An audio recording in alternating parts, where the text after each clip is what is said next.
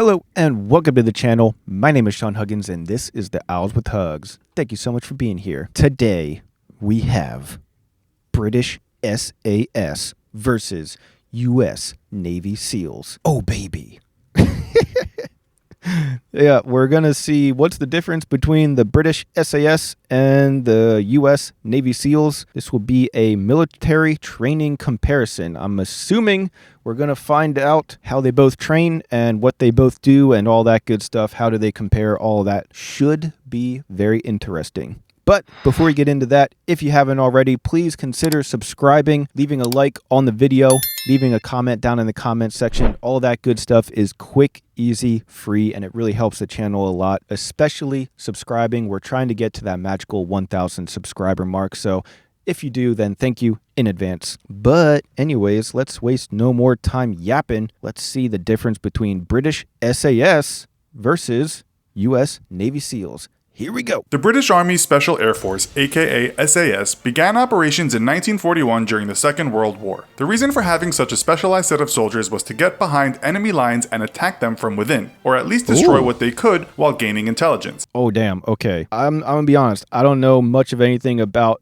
the British Army's Special Air Service, aka SAS. I don't know much of anything about it, but already they sound super badass.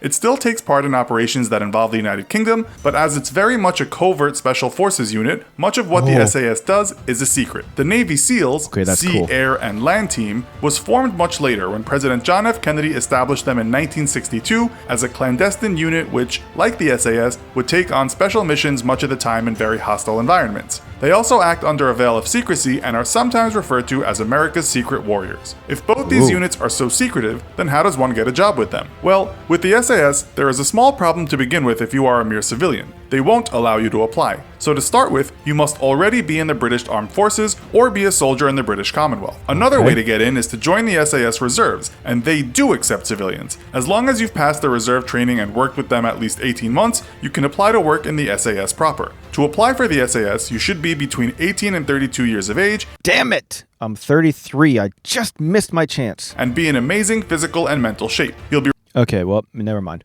Required to do at least a 3-year stretch. Women can apply, but have so far been excluded from most combat movements. To apply, you must accept that you know the harsh demands expected of you, people have died during training, and that means signing an Army General Administrative Instruction form. You're basically acknowledging you are willing to go through hell. Next comes the medical, the battle fitness test, which will mean running fully kitted or squatted for 1.5 miles in 15 minutes. Did he say squatted? Huh? Apparently 10% of applicants don't even make it past this point. Damn. That pace for even an average person in running shoes and shorts. Wait, hold on. Let me move this down here. Being able to run fully kitted for 1.5 miles in 15 minutes. 1.5 miles in 15 minutes. Honestly, 1.5 miles in 15 minutes is a pretty good pace to begin with. But being fully kitted, that is very tough. Oh, damn. Isn't too bad. Now you start your real training. To join the Navy SEALs, you need to be a natural-born or naturalized American between the ages of 18 and 28, although at 17, damn it, just missed it again. You can join if your parents say it's okay. If you want to become an officer, you can be up to the age of 33. Oh, so I can just skip straight to officer. Perfect. So you're saying there's a chance. The first woman ever started the training in 2017, but dropped out soon after. You'll need to have a clean record, and many background checks will be done. You'll then undergo physical and mental tests, including an eye test to make sure you have under 20/70 vision. As for what shape you must be in, well, you are going to go through hell with the SEALs, so they suggest you follow their Navy Special Warfare Physical Training Guide. This includes lots of long and short swims and runs, lots of interval training, as well as other workouts. As for other strength training, their gym workouts basically tell you you'll have to be as strong as a bull, as well as have all the cardio attributes. As strong as a bull and as fast as a horse. Got it. You'll be screened before you can start training, and that will mean you must show that you can run 1.5 miles in 11 minutes, but not squatted. Oh, run 1.5 miles in 11 minutes, but not fully kitted. This also comes after a 500 yards, do 42 push-ups, 50 sit-ups, swim in 12.5 minutes, 6 pull-ups. Damn. Okay, so this is like a little bit of everything. 42 push-ups, 50 sit-ups, and 6 pull-ups, all with a short rest in between. Ah, okay, so you have to do all of them basically one after the other too. That's pretty tough. I don't know if I could do any of these things ever in my life. let alone all of them one after the other. Once you actually start training with the SAS, the first phase lasts 4 weeks. This will test your endurance and ability to navigate through the wilderness, that being a harsh mountain range in Wales. In 2015, a young recruit died during this exercise just half a kilometer from the end. He died at the part nicknamed VW Valley, standing for Voluntary Withdrawal Valley. 2 other soldiers died that day too, leading to an inquest into the treatment of soldiers. Some of the activities in the mountains included a 15-mile hike to start with. Those that can get through that then have to do a 40-mile hike carrying a 55-pound backpack.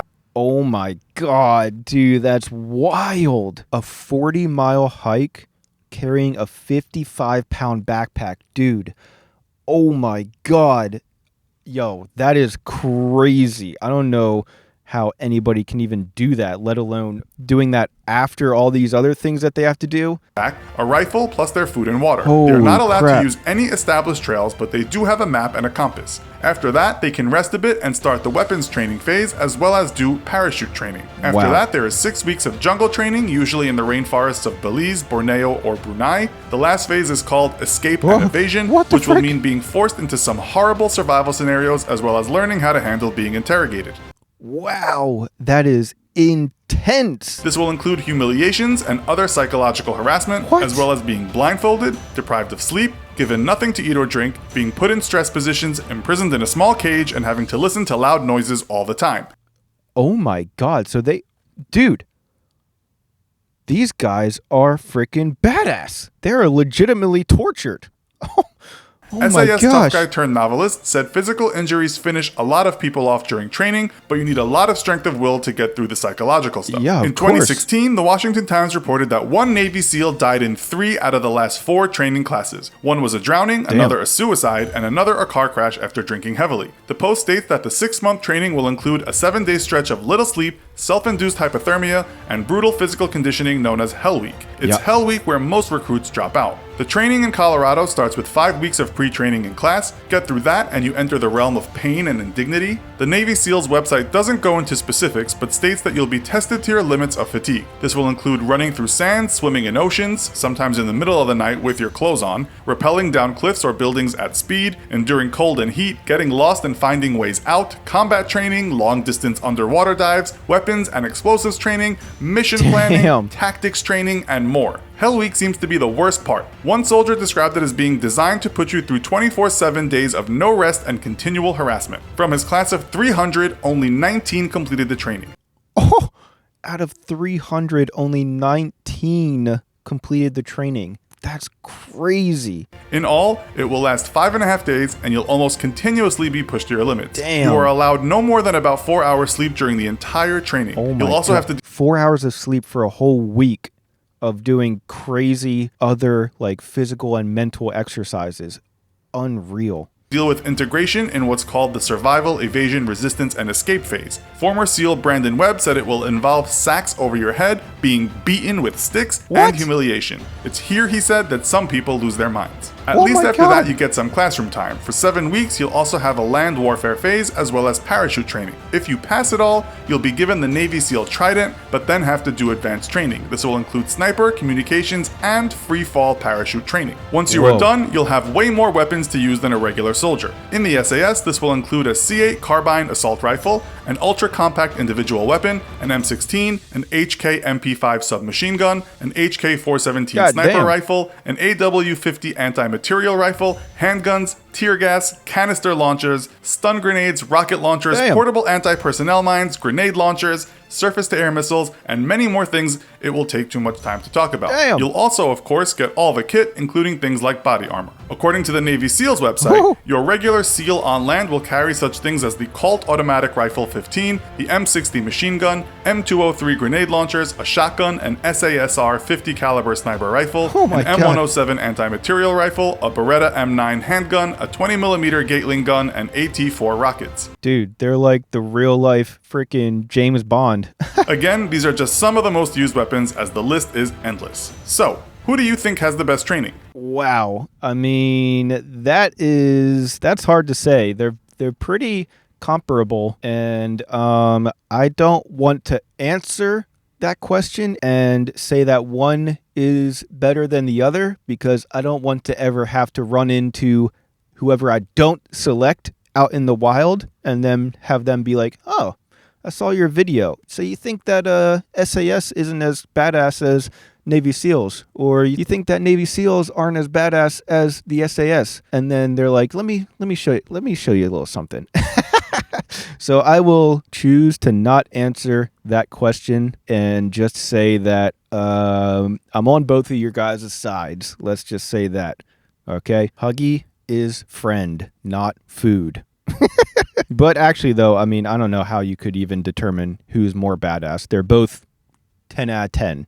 Like 10 out of 10 on the crazy badass scale for sure. But anyways, that's all the time that I have for today. I'm curious what you guys have to say about it, so let me know your thoughts down in the comment section below. And again, if you haven't already, then please consider subscribing. We're trying to get to that magical 1,000 subscriber mark, so that'd be greatly appreciated. Besides, you don't want to miss any future videos. We got new videos all the time. That being said, though, thank you guys so much for being here, and as always, I'll see you guys next time.